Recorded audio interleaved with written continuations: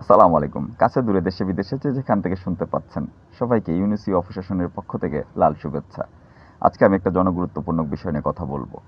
আপনারা নিশ্চয়ই অবগত আছেন যে আমরা সবসময় বলে আসছি যে পুলিশ জনগণের বন্ধু, এবং আমরা এটাও জানি যে পুলিশ বাহিনী একটা সুশৃঙ্খল বাহিনী। এই বাহিনীতে ব্যক্তিগত উদ্যোগে কিছুই করা সম্ভব হয় না।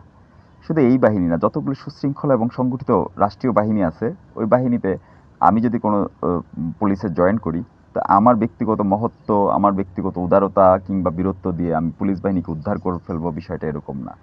যেহেতু এটা একটা চেইন অফ কমান্ডের বিষয়, এখানে হচ্ছে উপরস্থ কর্মকর্তা থেকে একেবারে সর্বনিম্ন পর্যন্ত যিনি কর্মরত আছেন, তারা একটা চেইন মেনটেন করেন। তারা অর্ডার, রুলস অ্যান্ড অর্ডার অনুযায়ী চলেন।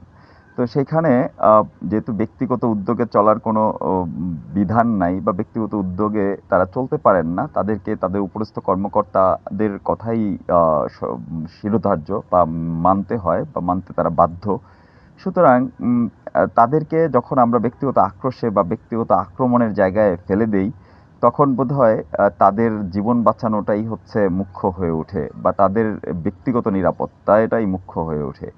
যেই পুলিশ জনগণের বন্ধু, যে পুলিশ সদা সর্বদা জনগণের পাহারায় থাকেন, জনগণের শৃঙ্খলা বিধানের জন্য নিজেদের সর্বোচ্চ সময়টা দিয়ে থাকেন, সেই পুলিশকে আমরা দেখেছি যে ৫ই আগস্টের ২০২৪ সালের ৫ই আগস্টের আগে এবং পরে কীভাবে টার্গেট করে করে তাদেরকে হত্যা করে গাছে ঝুলিয়ে রাখা হয়েছে, ল্যাম্পপোস্টে ঝুলিয়ে রাখা হয়েছে, ফুটওভার ব্রিজে ঝুলিয়ে রাখা হয়েছে, পুলিশ সমেত থানাতে আগুন দেওয়া হয়েছে, গর্ভবতী পুলিশকে আগুনে পুড়িয়ে ফেলা হয়েছে। এরকম নৃশংস যত মানে যত রকমের নৃশংসতা করা যায় পুলিশের উপর তাই করা হয়েছে।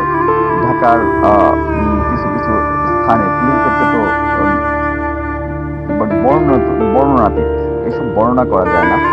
আমরা তো দেখেছি, টিভিতে শুনেছি, ভিডিওতে দেখেছি, কিন্তু যারা এই নৃশংসতাগুলি করেছে তাদের বর্ণনাই যে লোমহর্ষক বর্ণনা, এই বর্ণনা আসলে শুনে কোনো মানুষের স্বাভাবিক থাকার কথা না। সেইখানে পুলিশরাও তো রক্ত মাংসে গড়া মানুষ।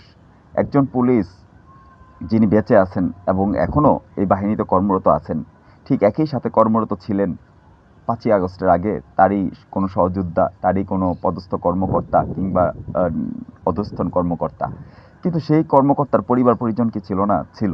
সেই পরিবার পরিজনকে রেখে তাদেরকে যে হত্যা করা হলো, নৃশংসভাবে হত্যা করা হলো, তার বন্ধু, তার বড় ভাই, তার সহযোদ্ধা, তার সহকর্মী, সেই বদলা কি তারা নিবেন না? তাদের কি কোনো রাগ ক্ষোভ কিছুই নাই? বুঝলাম যে শপথ পড়ার পরে তাদের কোনো রাগ থাকে না, ক্ষোভ থাকে না, তারা সদা সর্বদা দেশের মানে সেবায় নিয়োজিত থাকেন। কিন্তু মানুষ রাগ ক্ষোভের ঊর্ধ্বে উঠতে পারে? এটা কি সম্ভব? আপনারা আজকে কিছু হলেই সেই পুলিশের কাছে যাচ্ছেন, ভালো কথা, আমরা তো পুলিশের কাছেই যাব, আর কোথায় যাব?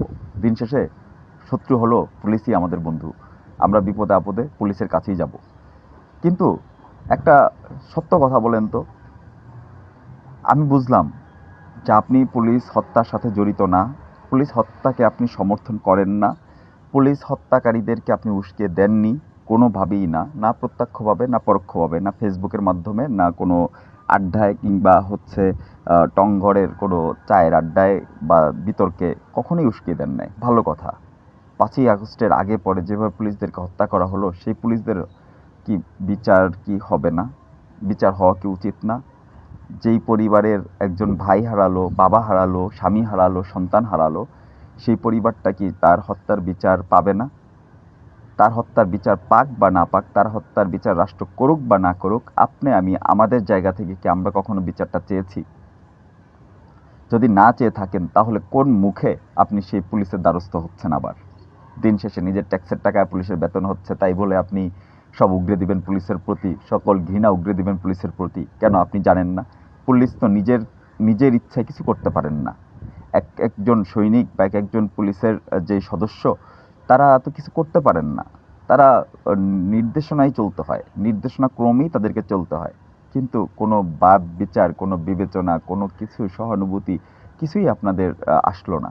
আপনারা নৃশংসভাবে পুলিশকে হত্যা করে তার পরিবার পরিজনকে কীভাবে অনাথ বানিয়ে দিলেন? সে পুলিশের কাছেই আজকে আবার আপনারা যাচ্ছেন, পুলিশ আপনাদের সহায়তা করছে না, পুলিশ আপনাদের নিরাপত্তা বিধানে এগিয়ে আসছে না, আবার হাউকাউ করছেন, মাতম করছেন, ফেসবুকে নানা রকমভাবে পোস্টার সাটাচ্ছেন, পোস্ট দিচ্ছেন, তাতে কী লাভ হবে ভাই? আপনি পুলিশের প্রতি যতটুকু মানবিক হবেন, পুলিশ আপনার প্রতি ততটুকু মানবিক হবে। আপনি পুলিশের প্রতি যতটা আত্মিক হবেন, পুলিশ আপনার প্রতি ততটা দায়িত্বশীল হবে। এটাই সত্য, এটাই বাস্তব। কারণ পুলিশ, তারাও মানুষ, তারাও আমার আপনার মতোই কারো না কারো ভাই, কারো বাবা, কারো সন্তান, কারো স্বামী, এই তো। সুতরাং পুলিশ হত্যার বিচার চাইতে হবে। পুলিশ হত্যার বিচার প্রত্যেকটা ভুক্তভোগী পরিবারকে পাইতে হবে। এটাই আমার কথা। ভালো থাকবেন, সুস্থ থাকবেন। দিন শেষে